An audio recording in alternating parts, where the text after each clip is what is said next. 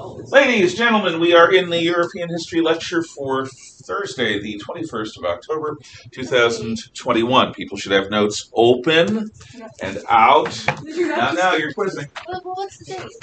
21st. I just said it. We have some goofy students with us today, back with us after a long absence. And we are so happy to have them here. Now, we have talked about the reaction that people had to Luther. And you had a homework assignment.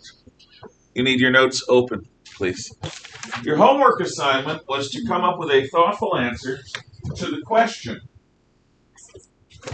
what would you do if an institution that you loved, respected, and thought was a force for good turned out to have some pretty fundamental corruption? The three answers that I posited were, my country, love it or leave it. My institution, love it or leave it. Yeah, it's bad, but so is everything else. It's not defined by its corruption. It does much more good than evil. The second, I'll work within the organization in order to reform it, and I will take the gamble that I will cleanse the corruption rather than I will be corrupted by the institution and my association. Third, it's completely irredeemable, burn it down and start fresh. So, Natal, let's see, how many people do we have? 3, 5, 6, 7, 8, 10, 14, 15, 16. Okay, so you're number one, and the only reason I'm not, yeah, go ahead. 3, Mr. Lambert. So I have mixed feelings about that question. Okay, the question is designed to put you on the line. Yeah, And I do expect people to just launch into their answer because you were supposed to have done it. Not that I'm saying you're not, but I expect an alacrity and a firmness to the answer. So if you wish to express your reservations about the question, fine, and then go on to answer it. So here's what I think. So do you remember Chelsea Gabbard? She was running for the House of Congress. Yeah, she was a congresswoman that got shot, as I recall. She didn't get shot. Oh, I'm thinking of somebody else. Yeah, she's the Hawaiian congresswoman who is a Democrat, but not entirely in harmony. Yes, go on. So she got into office, and she was excited because it's an opportunity to do help your people out. And the first thing that happened to her is Nancy Pelosi came up to her and said, "You're going to do what I tell you." And see that she was trying to reform and find what we already had, and she got shut down within hours of being in Congress. She got shut down in one way, but would you say that she has been completely ineffective since that moment? Well, I think she resigned. To my knowledge, she did not resign. I don't know. I could be wrong. I'm not an expert. But I know that she is a very public figure. Yeah. And a critic of Democrats and Republicans, and she seems to have a pretty strong media presence. She also, I think, ran for president this last time around, and made a good showing. Not in terms of numbers, but in terms of reputation. Right, and so problem I have with that is she was trying to reform from the inside, but it wasn't going to work for her, and I think to reform from the inside, you have to be in a position to do that. But to get into that position, you have to basically portray what they want you to portray. And I don't think at that point you're lying. And so I don't know that it's worth the moral. Okay, I appreciate the ambivalence inherent in what you're saying, but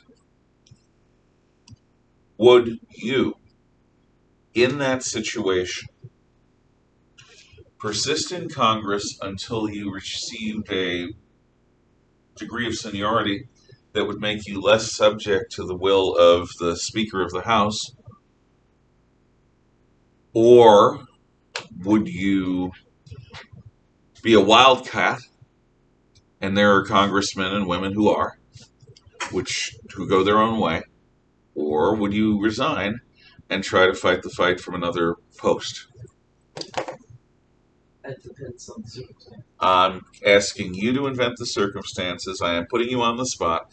I want to hear an answer. None of this is easy. If you take it seriously, it's not. It's not easy. It's not easy to come up with the right answer.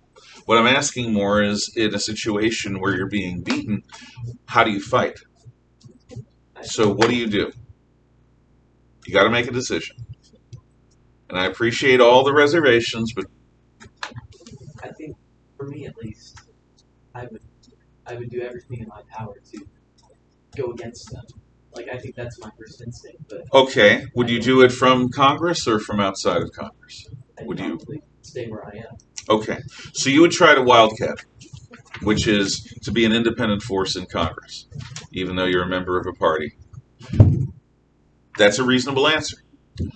I am telling you, the institution of the House of Representatives in particular is quite tyrannical. Yeah.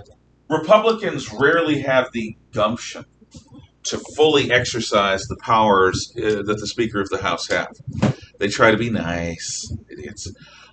Democrats are completely pragmatic about this sort of thing, and they run the House like a dictatorship. Nancy Pelosi particularly is known for this. So you're going to pay a price. You're going to have your offices in a latrine somewhere, or you're going to have your congressional staff, baffled with a bunch of nonsense activities. In general terms, yeah. So you're dropping off your work, right? I already did. Good. You're saying? Well, perhaps your family threat. There's all sorts of things. Well, there are things that can happen too. I mean, union thugs can show up and all sorts of things like that. Look, you cannot take a stand without taking a risk. That's just the truth. I agree with that, but the people who are in power, such as Nancy Pelosi, know that there's a threshold for them that you won't cross, and if they threaten you enough. Well, Especially that's why they're still in power, because they're good at it. Yeah. Unfortunately, When it comes this down is to family members. well, or your family members understand that you're in a crusade. See, you're getting it. Go on. But then if something happens to them and you connect it to Nancy Pelosi, you're never going to forgive yourself, and they know that. They know that you're not going to let that happen. Well, maybe you won't. There are various ways of fighting. If you believe that we're in peace and that everything is normal and that civilian life is totally fine, then you might protect your family above all. But what you're doing is you're allowing hostages to be taken by evil Yes, I to realize. control you. And so you may decide that you'll take the risk, even if it involves people that you love being harmed. What? Is it my risk? Yes, it is, because you're leader of the family and because you are in the fight. The alternative is to live under tyranny. This is the question. If you allow evil to hold you hostage by threatening those that you love, you are giving power to evil. You are abiding and accepting tyranny. Yes. I'm not saying you're a bad person, Mr. Lambert. I am saying that this is war, not peace. Yes, I realize that. But see, when you know somebody on a personal level, it's a lot harder to make that sacrifice than somebody you've never seen before. It is, but you should also buy public security, buy bodyguards. You should get funding to buy bodyguards. You should do what you can to avoid being guarded by the schmoes that were guarding Jeffrey Epstein in his cell. If somebody's really desperate, it's not going to matter how many bodyguards you have. No, you can assassinate anyone. We've proven that. How many presidents have been assassinated? How many attempts have been made? You're right about that. The question is, okay, I was intending to have this conversation with several people. I still will. In the end, you can't control the outcome of a political debate. All you can control is your own actions. And at the moment that you're talking about, by granting the enemy such sinister power, you are conforming out of a sense of either fear or rational Yes, I dread. realize that. I'm aware of that. But Yeah. there's no other. Well, yes, there is. The other way is to fight with all your heart, to have your family in on the fight, to have people around you who are committed. When the American Revolution began, You have massive strength of will. But yes, it does. And this is the thing. For centuries, for millennia, I'm going to quote King Charles I of England. Democracy was a Greek drollery that postulated the ridiculous notion that very uncommon virtues exist in very common people. Mr. Chicario, will you please send Natal Davis to the high school office? She should bring her things. Okie doke. Thank you. See you later. Mine is all Good luck. Have fun.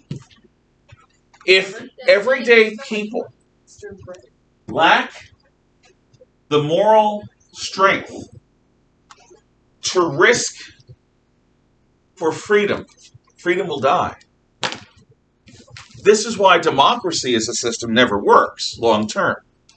We have a hybrid system called a republic that involves, I will call it, that involves hierarchy, that involves representatives, that involves division of powers. Our founders studied English common law, the Bill of Rights. I agree with that. Yeah. There's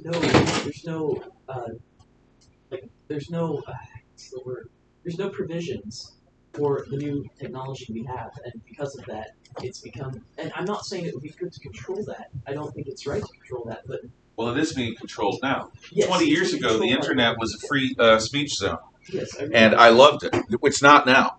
Yes, I realize that, but I don't think it's right for the government to control it either, because it's you're in the same boat. I agree, which is why I'm thrilled that President Trump is starting his own tech company, and I hope that he's able to do his stuff independently. And if he does, I'm going to be a customer. Well, see, what's required for technology to be a useful application is people have to have morals, and capitalism, which is, I think it's an amazing thing, but one of the necessary evils of that is that profit comes first. Not for a true capitalist, because capitalism, the word is a Marxist term. Capitalism is nothing more than freedom applied to economics. It's the free market. Marx postulated a system. Adam Smith was talking systemically, but he wasn't talking about creating a system, an ideological system with a fully fleshed out theology, if you will. Capitalism involves providing value to your customer. And this is something Ayn Rand talked a lot about with her objectivism. I'm not a Randian. I'm not an objectivist. I believe in God. I think she was a very sad woman, but she experienced the Russian Revolution. She escaped from it. She knew what totalitarianism was. And she loved freedom, especially economic freedom, because in economic freedom, we can make our own choices. I, for example, will not do business with a company engaged in woke politics. I just won't. Once I find out, Yeah, I stop.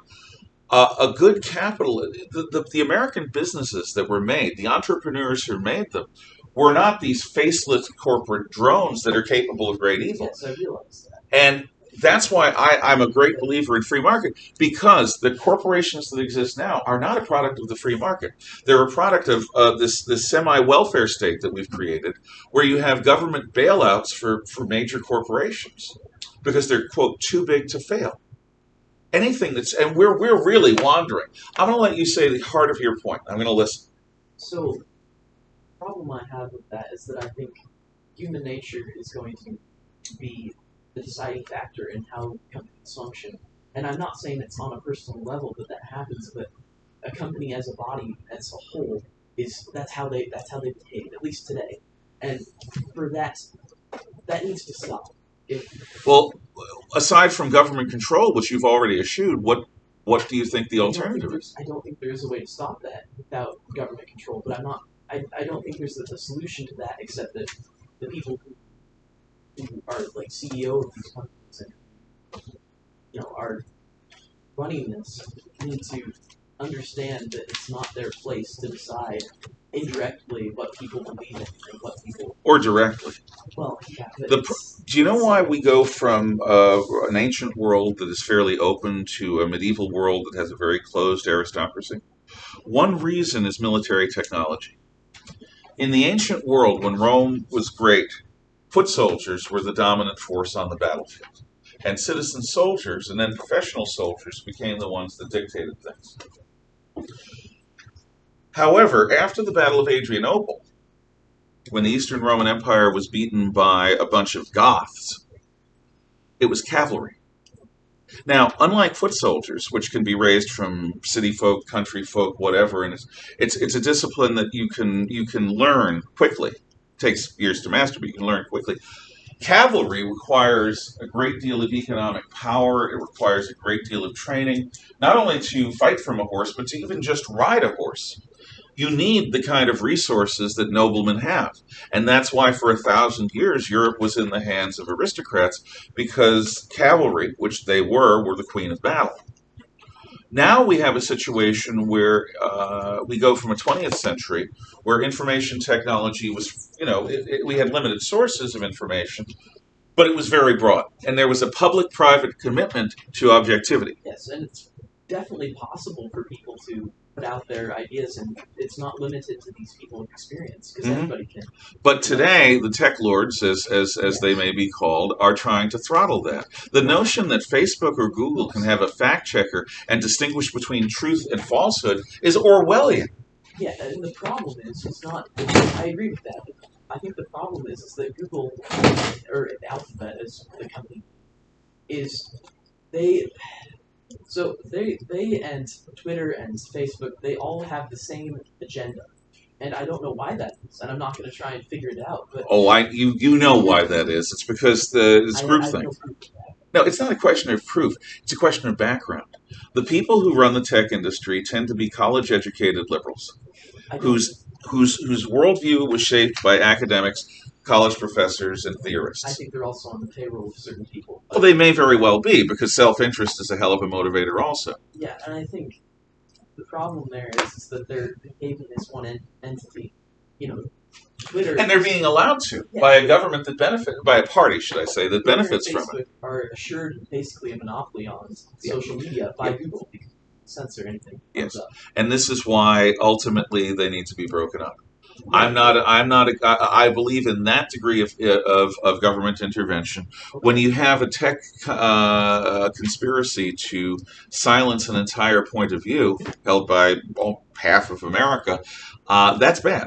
And the government has supported their monopoly and connived in it for decades for the sake of building our technology. That needs to stop. Right, and I agree with that, but I don't know if I agree with it's the government's place to break that up. I think it needs to, for it to be a true. I think what needs to happen is nobody's going to have their heart in it unless it's a decision made by the corporation itself. If the government does it, it's just going to reform eventually. So, well, yes and no. There are precedents. The breaking up the phone company, for example. Yes. But I agree. Go on. Conclude your point. Is what I mean. I think. Problem is that the Constitution was written 200 years ago, and I think it doesn't make provisions for this large and the vast spread of information and the monopoly on that. Right. And I think there needs to be provisions made and amendments ratified in the Constitution to deal with that, and I think that's part of why. Countries in Europe have been somewhat successful in a way, to keep, I don't know how to say this. I'm asking you to bring it to a conclusion. What are they good at? They're good at making sure that the new standards and the new precedents that we have are provided for in their documents. I'm not saying the way they did it is right, but the way they do it is by controlling speech from government. Right, and I don't think that's right. No. But I think they need to have a better way to do it. And well, the point, here's the thing. I'm going to answer your point, and then I'm going on. I agree with you in spirit. Theoretically, it's better for private citizens and private industry to correct itself than for the government. The problem is that our tech system has the government deeply involved. It's like a cancer. Government support has created public-private partnerships that are even deeper than the Defense Department and the old defense contractors used to be. In practice, I am willing to use the blunt instrument of government intervention to break up the tech monopolies, because there may not be another way to do it. The Constitution is not out of date in spirit, and it is the generation that we are both part of, the generations, should I say. It is our job to modernize the spirit of the Constitution to fit the spirit of the times. And if we do that, we will preserve the republic. And it's not self-destructive if we try to interpret what the spirit of free speech is in this new age. It's self-destructive in the sense that that'll never happen. It's not a question of whether it will happen. With respect, you're thinking like a German philosopher. German philosophers think systemically. They try to come up with a system that will answer all things. I'm English in this sense. I don't care about systematic philosophy. What I want is practical policies moment by moment. In other words, what you're talking about is setting up a Napoleonic code, a codified, balanced, theoretical approach to this problem. I am much more happy with English common law, which is you fight individual battles, you establish precedents, you win some, you lose some. There is no end game. There is no end point to my mind. It is an ongoing process, and so long as we are continuing to fight, freedom is not lost. If we lose the ability to fight, if we lose the ability to speak, then freedom is lost. I'm not saying anything against you. I appreciate the depth to which you think these things through. And if we were debating, I would say probably that you win the debate. What I'm saying, and I don't say that easily, by the way. What I'm saying is the assumption that we need to figure it out isn't necessarily true. It may be worth reconsidering. Instead of trying to figure out a systemic solution, consider the benefits of simply fighting on the hills that you happen to be on. It's a messier. I don't know if I'm getting my point across. You don't have to agree. I don't think with what's happening right now and with in power, I don't think it's possible for somebody to change the system. Oh, the people in power will be replaced very soon. They'll be replaced by people they picked out. No. Trump wasn't picked out. No, I know. And Trump has driven them crazy. But Trump taught them something, and that's the thing, to have total control. We're moving on. Thank you. I'm going to go Haley because she had her hand up next, but be brief. Okay. So back to the question. Good job. Thank you. I think for me, as a Christian, you're supposed to stay in line with the law as long as it doesn't contradict your beliefs and goes against the Bible. And so, if this said institution is corrupt in a way that goes against my faith and goes against my relationship with God, then yes, I'm going to do something about it because I'm called to. But if it doesn't, then I don't think I need to worry about it. Fair enough. The question is, how do you define something that violates your faith? Whatever's in the Bible. We have a government now that not only funds abortions, but abets them. And that is forcing church institutions, which have anti-abortion stands, to pay for them as part of their health care. We have a government that's insisting that people get injected against their will or lose their rights to earn a living. At what point does the government transcend merely obnoxious public policy and enter into genuinely satanic public policy? And that is the job of a citizen, to individually judge. You're right, but you have to judge it. You have to consider the possibility. Look, Hitler was supported largely by the Lutheran Church, because the Lutherans had a history of cozying up to political power in Germany. There were a few Lutherans, like Dietrich Bonhoeffer, who set up a new church, the Confessing Church, which was very anti-Nazi. Bonhoeffer was murdered in a concentration camp. Saint Maximilian Kolbe was martyred by the Nazis because he, as a Roman Catholic, wouldn't go along with it. And there is real evidence that Pope Pius XII, leader of the Roman Catholic Church during World War II, was personally involved in setting up the conspiracy that Klaus von Stauffenberg executed in July of 1944 when he exploded a bomb in Hitler's headquarters. Von Stauffenberg's last words were, "Long live Holy Germany."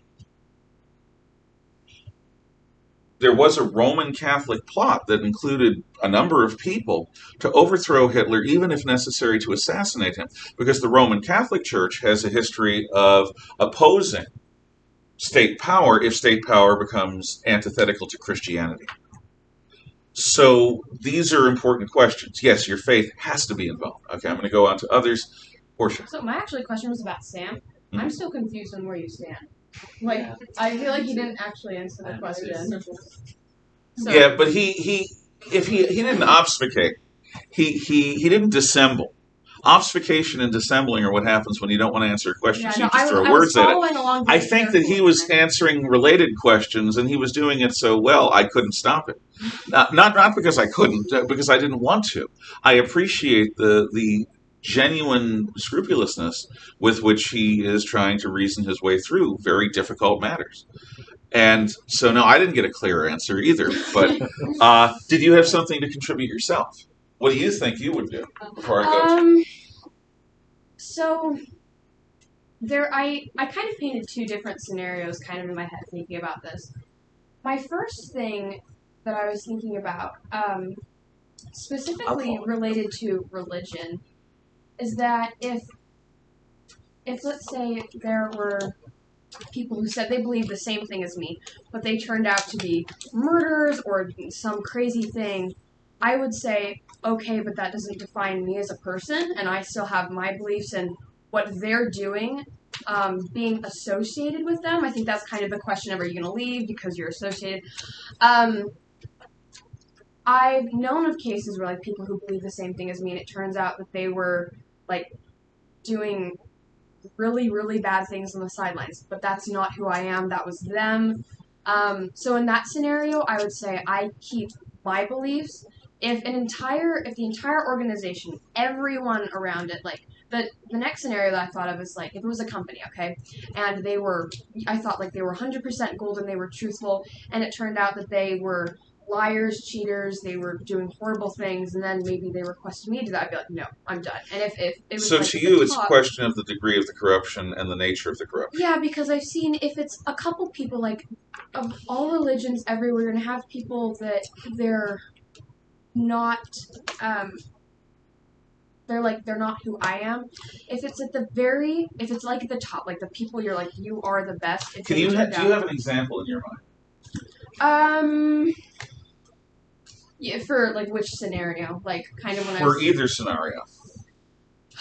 A specific, concrete example. Sometimes that's a way of clarifying. Because obviously most reasonable people would agree it's a question of degree.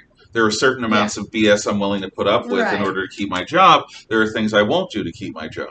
I'm willing to wear a mask. I'm not willing to be forced to get I took the vaccine because I chose to, but I would not be comfortable working for a company that insisted on such an intrusive. Yeah, so actually I can kind of work off of that. So, okay. Let's say people of my same political belief, if everyone maybe assuming like that if someone gets a vaccine that they believe most of the same things that I do, and they were to say, well, you guys believe the same thing, now you need to do this, or you're associated with these people, like, I don't know. I think we're getting lost in verbiage. It's okay. falling apart now. Push comes to shove. Yeah. What do you do? If it's real... One of those answers, or an answer as vivid as that. My first one was when I look at this, and when I think of corruption, specifically relating to the question you asked, I think of like broad corruption, like not just like small one-person thing. I think I'm just looking for your gut reaction. Obviously, we can nuance it in any number of ways. Right. What feels right if it's real corruption? if it's real, and this is where my two. I feel like but I've I'm thought herding about this. cats, or I'm trying Yeah, to well, pound Mercury because- into a shape, and that's fine.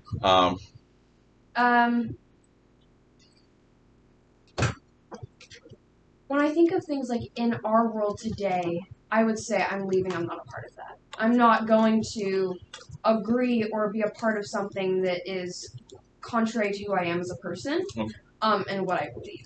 Okay, but you would go through a bunch of processes before Yeah, you and it come would to really, then again, really to the degree and what it is, and if it's going to define me as something crazy like a murder or something like ridiculous like that, like that's to an extreme, or believing something that's so way out there. Mhm. But if it's a couple people in my institution who just turned out to be bad people, That's not what I mean. Yeah. Conciseness would be deeply appreciated. Yes. For what it's worth. I've been formatting it. Okay, good. I have an example of something that I was actually in a situation like this. Okay. At the time, I had been. Please don't say names. Of course not. Okay. At the time, I've been in Boy Scouts and Cub Scouts for about 6 years. Cub Scouts for 4, Boy Scouts for 2. Mhm. And at this point, I was one of the most experienced members in our troop, and that meant I got to be patrol leader. And what this meant was I had to attend patrol meetings, which happened about once a week. And it was at these patrol meetings and resulting ones after that, I learned just how terrible and corrupt my troop and the areas around it actually were. May I ask what happened? particular Yes. corruption? So, in my first meeting, actually, I learned that we had been siphoning funds from donations to patrol troop leaders. So, we sold popcorn. Mhm. Those generally go to charities, or they fund the troop itself. Some troop leaders had been taking parts of it. Later on, Okay. I learned that Pretty corrupt. Later on, I learned that not in my troop specifically, but in the general area, that there was they were attempting to cover up a result of child sexual harassment that happened at an outing. It's even more corrupt. Even more corrupt. It was terrible, and I realized that I'm sitting around with this group of people that I've grown up with. These are people I've been with for almost my entire life. At that point, I was like 10 or 11. Mhm. I shouldn't even be told any of this. I'm too young. And here they are casually talking about these terrible things that are happening. And I didn't want it. I didn't want to have any part of it. I realized that I can't get to a point in power where I could stop this because I'm too young. And by the time that I would have been of age, I would have left already. So I need to get out. I talked to my dad. I told him all these things, and he was like, you are out. And so that's what I did. I left. I respect that. I would have respected any choice as long as it was a choice based in conscience. Yes. Your choice is based in conscience. There's no question. So many modern institutions have this. My best friend, aside from my wife, is a Presbyterian minister. His dad was one. His grandfather was one. In the late 60s, his dad was working his way up the hierarchy of the Presbyterian Church USA. And he began being invited to conferences and meetings, and they were wife-swapping sessions. What? Wife-swapping sessions. This is Presbyterian Church USA, liberal wing. And they got him corrupted. They got him involved. And terrible things resulted. In the Roman Catholic Church, I told you already that they abided a priest being a co-founder of the National American Man-Boy Love Association. Put up with it. What it creates is a distrust in anything. I don't think you will ever be able to look at any institution the way you used to look at Scouts because of what happened. I hope you find enthusiasm, idealism, and the ability to trust.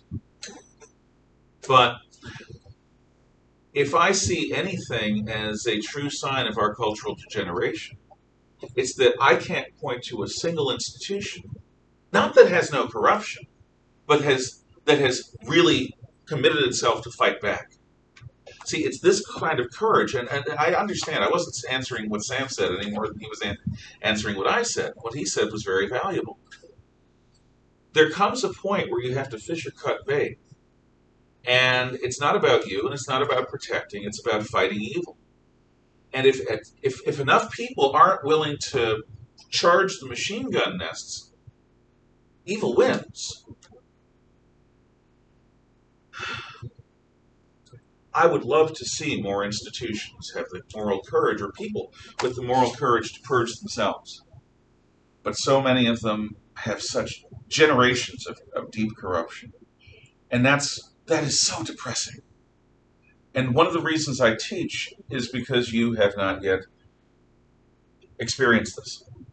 You have not yet allowed yourselves to be corrupt. I'm not saying you're perfect. I know you're not. I'm not. I wasn't at your age. I'm saying the way corruption works is usually it starts small. All you have to do is go along with a little thing that you know is wrong. But it would be so much better for everyone. And look, there'll be this benefit and that benefit and the other benefit. All you have to do is just sign your name to something that you think is wrong. Or step up and say, yes, I agree, to something that you and your heart and your conscience know is wrong. And once that happens, they own you. Now, the mafia is very much more blatant because they're the mafia. To become a made man in the mafia, what you have to do is make your bones. That's a gentle way of saying you have to kill someone. They order you to kill someone, you kill someone. While you kill someone, since the mafia ordered it, they make sure they get evidence on you. For the rest of your life, they can get you for murder one anytime they want. And with that kind of pressure, you're not going to say anything. And the mafia is not the only way. Cults do the same thing.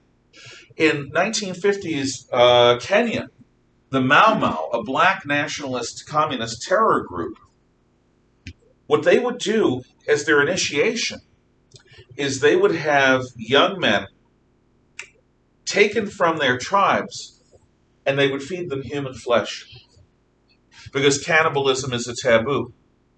And they would have them do things that violate fundamental taboos in their religion.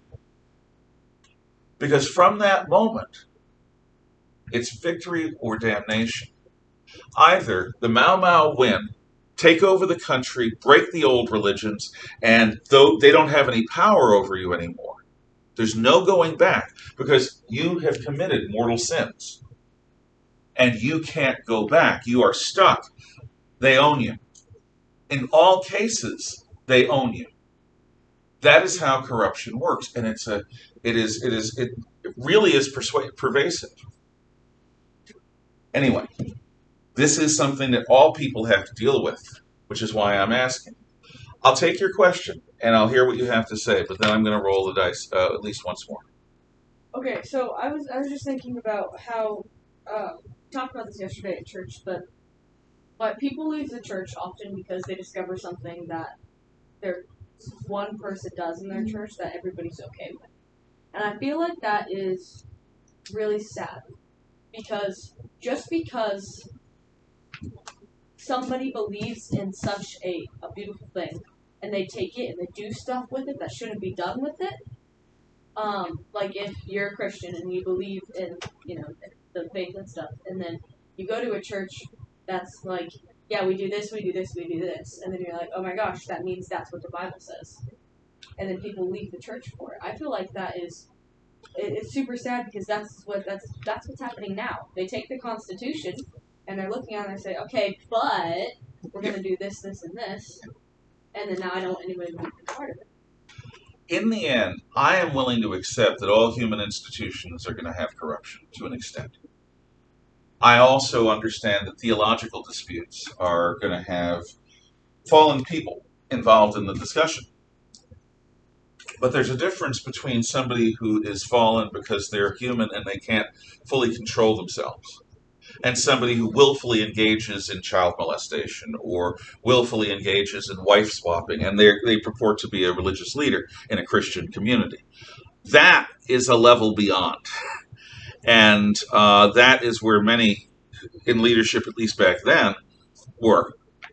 And if you wonder why the number of people involved in traditional mainstream churches, Catholic and Protestant, since the 1960s in the United States and in the Western European world has gone down, one of the reasons is that the institutions are not fully dedicated to what they should be, which is, in the case of Christian Church, spreading the word of Christ.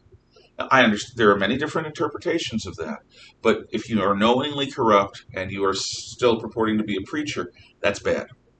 And people on some level can spot it. Okay, I want to roll the dice again. What would you do if you were, or did you have your hand up? Oh, Okay, then I'm gonna, let's see. Fiona hasn't said anything yet, and she should have watched the video. So you're in. You're in. That's 2. Did you say anything, Chef? So, 3, 4, 5, 6, 7, 8, 9, 10. Okay, so each of you counts for 2. So 1 through 10, it's actually 1 through 20. I rolled a 3. 1, 2, 3. Yes. Do I have to take an exact example? Because I don't really have. I want the clearest answer that you have.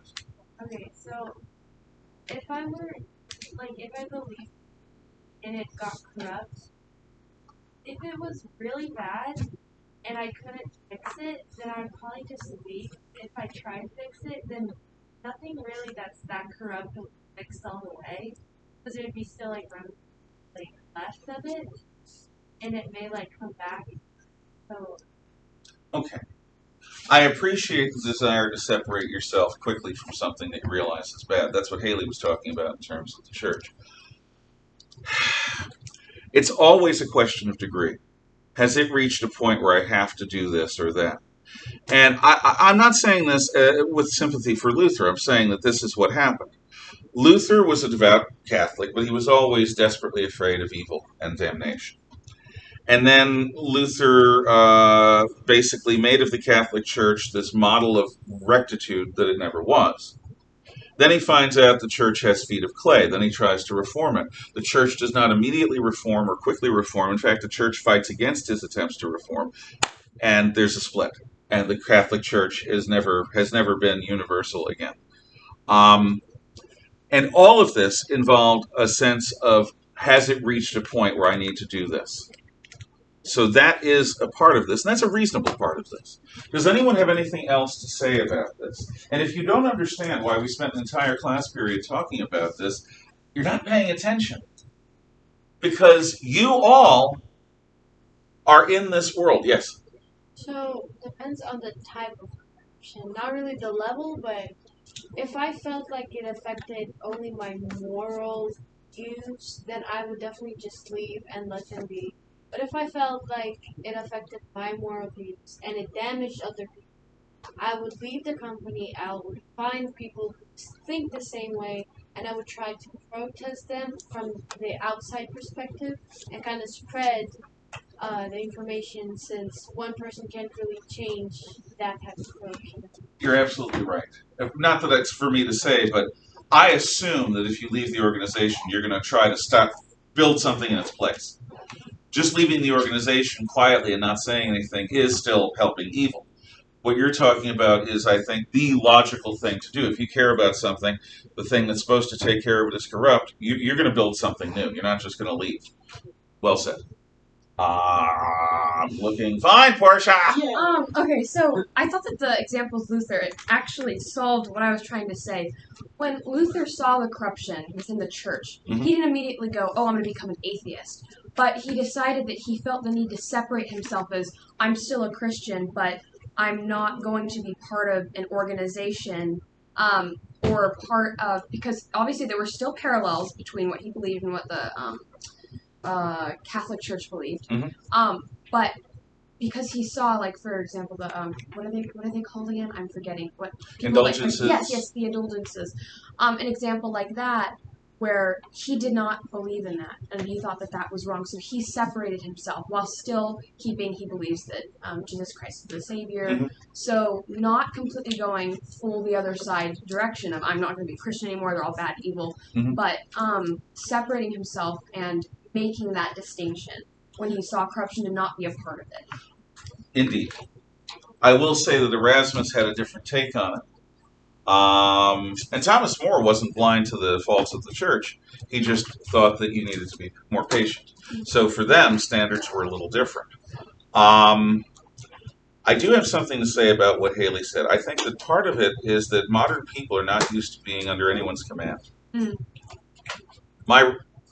And to really join a church, you have to place yourself to some extent under the authority, or at least within the church does have a right to talk to you about your life, not to change, but you have to be willing to put up with at least the conversation. And a lot of Americans are so skittish about that they'll find any excuse. They want to be a part of a church, but they don't want to be under its discipline, and so they're gone.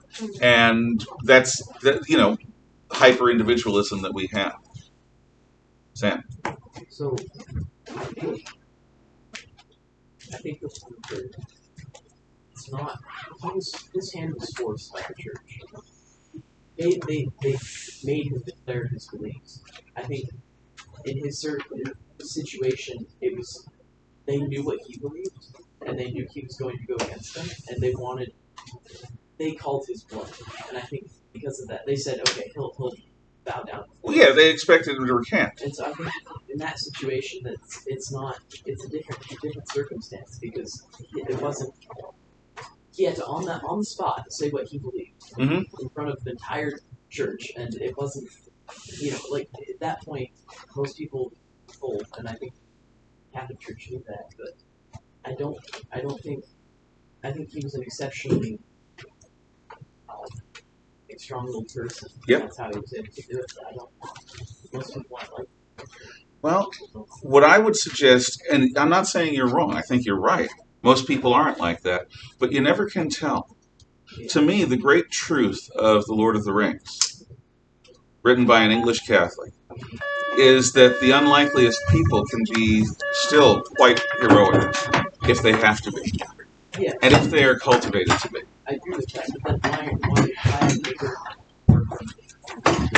Because a lot of our institutions are led by corrupt people. Anyway, yeah. We got to go. Thank you. Have a good